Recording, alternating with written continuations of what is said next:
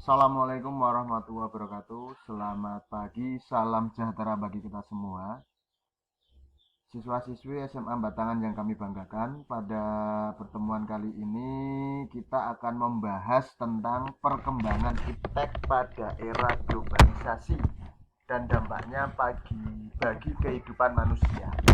Kami berharap anak-anakku siswa-siswi SMA 1 Batangan tetap melaksanakan protokol kesehatan dengan cara melaksanakan physical distancing, kemudian kalau bepergian pakai masker dan rajin untuk mencuci tangan pakai sabun. Untuk bab yang pertama, kita akan membahas tentang teknologi luar angkasa. Kemudian ada teknologi persenjataan, kemudian ada teknologi informasi dan komunikasi, dan yang keempat ada teknologi transportasi. Pada pertemuan kali ini kita akan membahas tentang teknologi luar angkasa. Nanti di dalamnya akan dijelaskan tentang perkembangan teknologi luar angkasa. Kemudian dampak perkembangan teknologi luar angkasa. Perkembangan teknologi luar angkasa. Pada masa Perang Dingin adalah perang antara blok barat dan blok timur terkait dengan persaingan persenjataan. Penyelidikan ruang angkasa mengalami perkembangan pesat. Amerika Serikat dan Uni Soviet merupakan dua negara yang paling bersaing mengembangkan teknologi luar angkasa. Pada tahun 1950, Wernher von Braun, seorang ahli luar angkasa asal Jerman, mendapat tugas dari pemerintah Amerika Serikat untuk bekerja dalam program luar angkasa untuk kepentingan sipil. Sementara itu, pada 4 Oktober 1957, Uni Soviet telah berhasil meluncurkan pesawat luar angkasa pertama di dunia. Pesawat itu diberi nama Sputnik 1. Kami ulangi, pesawat dari luar angkasa Uni Soviet yang berhasil untuk mengitari luar angkasa pertama kali di dunia namanya adalah Sputnik 1 yang berhasil meluncur hingga ke orbit bumi. Adapun proyek pesawat luar angkasa pada masa Perang Dingin, yaitu yang pertama adalah Sputnik 1. Sputnik 1 ini adalah tadi pesawat luar angkasa yang berhasil diluncurkan oleh Uni Soviet atau Rusia untuk sampai ke orbit bumi. Kemudian yang kedua adalah pembentukan NASA. NASA ini adalah kepanjangan dari National Aeronautic and Space Administration. Ini merupakan badan luar angkasa yang didirikan oleh Amerika Serikat. Pada tahun 1958, Senator Lyndon B. Johnson melapori terbentuknya badan luar angkasa yang diberi nama NASA. Pada awal pembentukan NASA, NASA berhasil meluncurkan satelit Explorer 1 ke orbit bumi. Satelit ini merupakan alat pencatat sabuk radiasi yang menyelimuti bumi. Selanjutnya, pada tahun 1960, Amerika Serikat berhasil meluncurkan Tyros 1 dan Echo 1. Kemudian, proyek yang ketiga adalah Apollo 1 dan Apollo 2. Apollo 1 dan Apollo 2 ini nanti merupakan proyek dari Amerika Serikat. Apollo 1 diluncurkan pada tahun 1967, di mana Apollo 1 ini bertujuan untuk mengirimkan manusia ke bulan.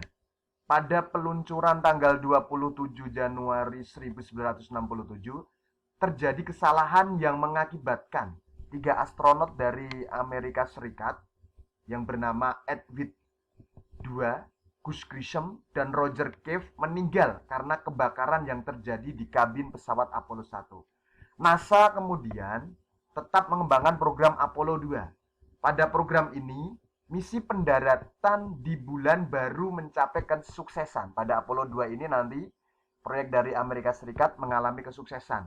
Dalam program Apollo 2 ini, seorang astronot yang bernama Neil Armstrong dan Edwin Aldrin berhasil menjadi manusia pertama yang mendarat di bulan, tepatnya pada tanggal 16 Juli 1969. Kemudian ada program yang keempat adalah Star Wars. Star Wars ini adalah perang bintang yang nanti Amerika Serikat dan Uni Soviet itu berlomba-lomba untuk mengeksplorasi luar angkasa. Ini adalah gambar dari pendaratan Neil Armstrong dan Edwin Aldrin. Ini di bulan pada tanggal 16 Juli 1969 melalui program Apollo 2. Menjadi salah satu keberhasilan pengembangan teknologi luar angkasa pada masa perang dingin. Masa modern. Persaingan teknologi luar angkasa tidak hanya didominasi oleh Amerika Serikat dan Uni Soviet. Ternyata ada beberapa negara yang turut mengembangkan teknologi luar angkasa. Salah satunya adalah negara Rusia, kemudian India, Jepang, dan Tiongkok. Nah, nanti pada era masa modern ini nanti, tepatnya Rusia nanti pada bulan September 2015, presiden yang bernama Vladimir Putin mengerahkan para ilmuwannya untuk mempercepat pengembangan stasiun antariksa di Siberia yang bernama Vostochny Cosmodrome. Percepatan pembangunan stasiun tersebut bertujuan mengurangi ketergantungan Rusia terhadap stasiun antariksa yang dibangun pada masa Perang Dingin, yaitu yang bernama Baikonur Cosmodrome di Kazakhstan. Kemudian nanti ada juga dari Jepang dan juga dari Tiongkok. Dari Tiongkok atau Cina. Pada tahun 2019, Tiongkok tidak ingin tertinggal dari negara-negara lainnya. Probe atau prop, tulisannya PROBE, prop alias pesawat luar angkasa milik Badan Antariksa Tiongkok atau CNSA yang bernama Chang'e 4. Nanti Tiongkok berhasil meluncurkan pesawat luar angkasa yang bernama Chang'e 4 mendarat di bawah Von Karman, dan rover atau robot dari probe tersebut akan bergerak ke wilayah kutub selatan bulan. Wilayah kutub selatan bulan ini nanti diberi nama Aitken Basin yang juga merupakan wilayah tergelap di bulan. Chang'e 4 bertugas melakukan pengukuran radiasi dan level air satelit, pengujian mineral, penelitian gelombang radio untuk membangun sistem komunikasi jarak jauh. Itu adalah proyek dari negara Tiongkok atau Cina. Ini proyek pada masa modern, nanti ada penelitian planet Mars, ada dugaan bahwa planet Mars itu bisa digunakan untuk kehidupan manusia karena ditemukan beberapa komponen dari mineral seperti air katanya ada. Makanya banyak negara-negara yang kemudian melakukan eksplorasi ke planet Mars. Kemudian pembangunan stasiun luar angkasa. Bagaimana perkembangan teknologi luar angkasa di Indonesia? Ya. Nanti video berikut ini menunjukkan salah satu pengembangan teknologi luar angkasa oleh Indonesia melalui Lembaga Penelitian Nasional atau LAPAN.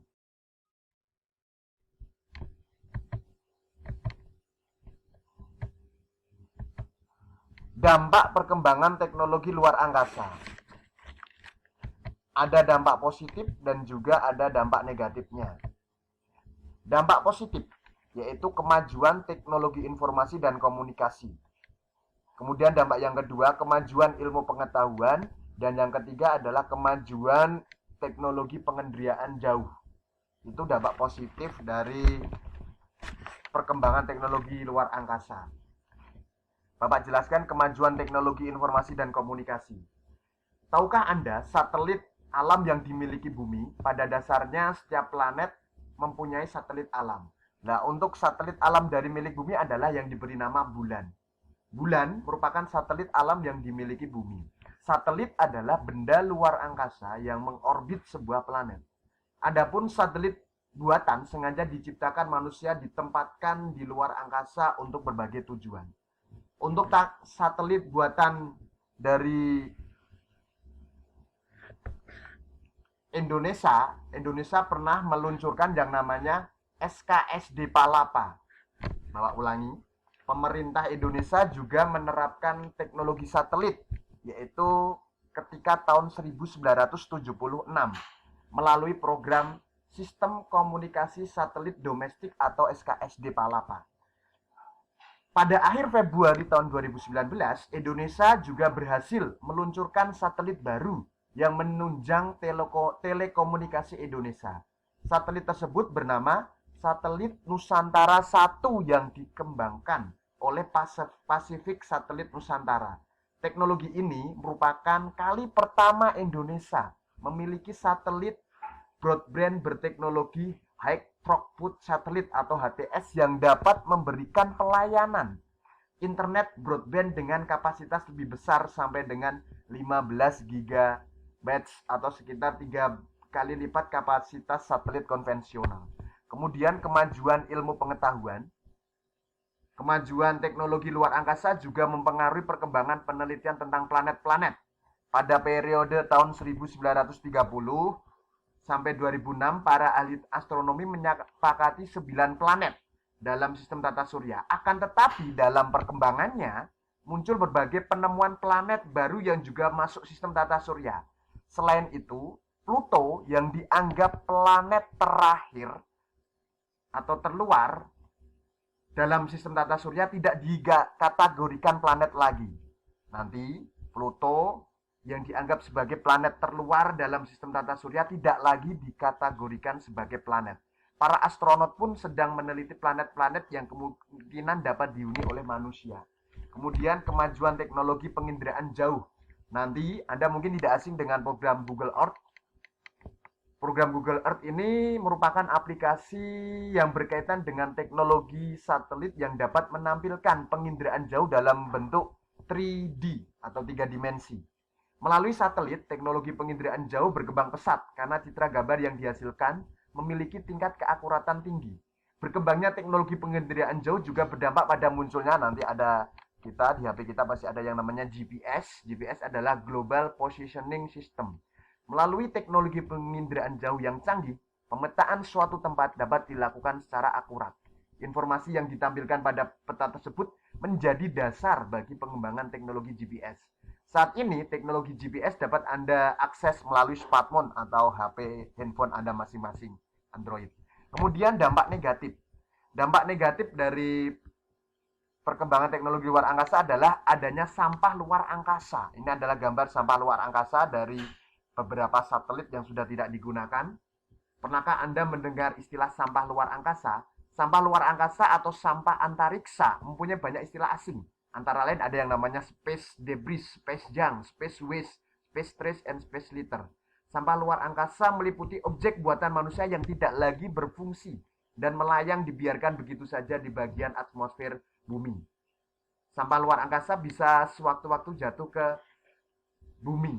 Untuk menanggulangi permasalahan sampah luar angkasa, beberapa perusahaan sudah melakukan beberapa proyek pembersihan sampah luar angkasa.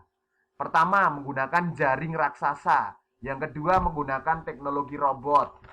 Dan yang ketiga, melibatkan medan magnet dari bumi agar sampah tersebut berbentuk satelit turun sendiri. Itu adalah materi tentang dampak perkembangan teknologi luar angkasa. Saya rasa cukup sekian. Terima kasih. Wassalamualaikum warahmatullahi wabarakatuh.